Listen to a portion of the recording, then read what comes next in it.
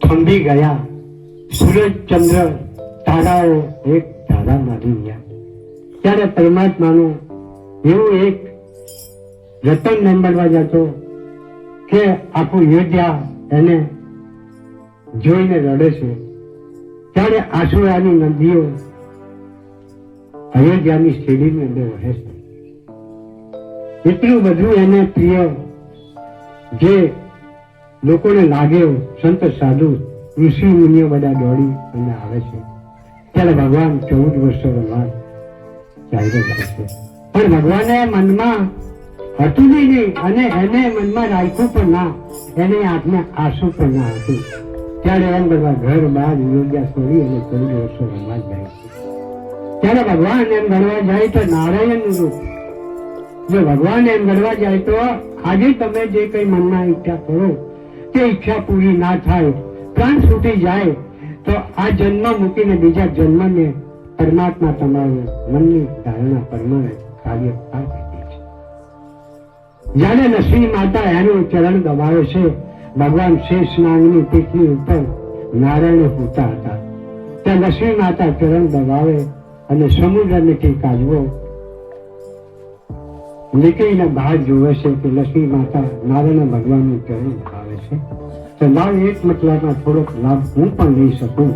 ત્યારે સમુદ્રનો કાજવો એક એને લાભ લેવા માટે ખરબડ કરતો જાય છે. ત્યારે લક્ષ્મી માતા કહે કે એ કુર્મજી, અત્યારે તું નારાયણ ભગવાનનું ચરણ દબાવવા લાયક નથી, માટે કરીને તું ચાલ્યો. તો ભાઈ ઠંડી જે આવતો કે મને લક્ષ્મી માતાએ એવું કહ્યું. તો પણ એમ કે કાજવો હતો ના. ત્યારે શેષ નાગને કીધું કે તમે શું જોવો? એમ કે ફૂટાડો મારો આ હટતો નથી કુર્મજી. ત્યારે એમ ગળવા જાય તો શેષ નાગે ફૂટાડો માર્યો. ત્યારે એ ફૂટાડો માર્યો એની ઝાડથી એ કુર્મજી ડૂબી. ત્યારે ભગવાન જોવે છે, વિચારે છે કે લક્ષ્મીએ ખોટું કહ્યું છે અને શેષ નાગે ફૂટાડો માર્યો છે. અને જે મનની ઈચ્છા હતી કે જે કુર્મજીને તે એમ લડવા જાય તો એની પૂરી ના થઈ, એ બચારો આશા રાખીને ડૂબી ગયો છે સાગર. ત્યારે ભગવાન એમ લડવા જતા અને નાટક બનાવે છે અને આ આશાઓ એનું પાર કરાવે છે. ખરેખર ભગવાન એમ વિચારીને કુર્મજીની મનની આશા હતી, એની આશા પૂર્ણ કરવા માટે એને વેલપુર સુગરી ગામમાં એનો જન્મ આપે છે અને ત્યાં કેવળ જ વીર બને છે. પણ વીર બને કુર્મજી કાજવો.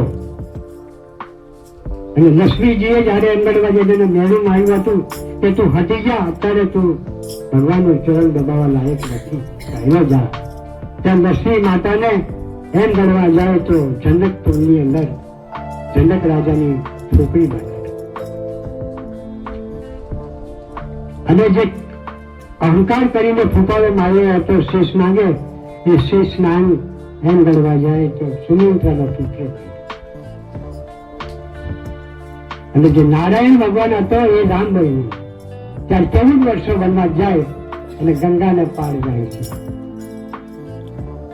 ત્યારે પેલો જે કુર્મજી કાજવો હતો એક વેલપુર સુગરી ગામની અંદર એ કેવળ ભીલ થઈને બેઠો અને નાવડી જે પાર કરે છે લોકોને ગંગાને પેલે પાર જે ઉતરાય મળે એના ઘર ટમ્પે પણ પરમાત્માની રાહ જોયેલો હતો. તો પરમાત્મા આજ અવતારની અંદર તમે જે ઈચ્છા કરો કે પ્રભુ મારે એમ જોઈએ, આવું કરવું છે, આવું મારી ઈચ્છા છે, તો ઈચ્છા તમારી પરમાત્માના નામ પર પૂરી ના થાય તો બી તમારો બીજો જન્મ તમારો થાય. તો પરમાત્મા તમારી ઈચ્છાને પાર કરવા માટે એ પરમાત્મા પણ એવા રસ્તા પર આવીને તમને ભેટો થાય છે. એટલે મનમાં ઈચ્છા રાખો, તમે સાચી ઈચ્છા રાખો. લક્ષ્મી માગે તો લક્ષ્મી બી આપે, પણ લક્ષ્મી પછી તમારો ભોગ લેશે. તમે રાજ માગો તો રાજ બી આપે, પણ કોઈ રાજા બીજા તમારી પર યુદ્ધ કરશે ત્યાં ભગવાન નહીં બોલે. એટલે ખરેખર ભગવાનને કહ્યું તમે માગો કે તમે સુખી થાવ, જે તમારો આત્મા છે તે મારી અંદર પ્રગટ થાય, સમાવેશ થાય, એવું તમે માગી લો.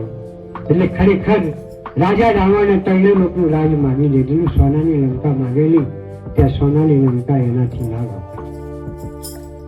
અહીંયા કંસુપ એવું માંગેલું કે હું હાજર અમર બનું અને વિષ્ણુનું આ બધું જે બનાવેલું તમામ હું હસ્ત કરી લેમ, તો પણ એમ બધા ખોટું માંગેલું તો વિષ્ણુ ભગવાન એને હજમ ના કરવા. ત્યારે ગંગાને પેલે પાર જવા માટે નીકળે છે. આટલું કાવ્ય બોલી અને પછી આપણે આરતી બોલીએ, ભગવાનની આરતી બોલી અને પછી એનું પારણું આપીએ. પારણું જોડાયા પછી આપણે તમે જે કંઈ ઈચ્છાપૂર્વક પ્રેમ ભાવ જે પ્રસાદ બન્યો છે તમારા ભાગ્ય દ્વારા તેનું તમે સ્વાગત કરી અને 2.5 ગાળા પછી હજી તમે એટલે આ બોલી અને પછી આપણે એક ભગવાનની આરતી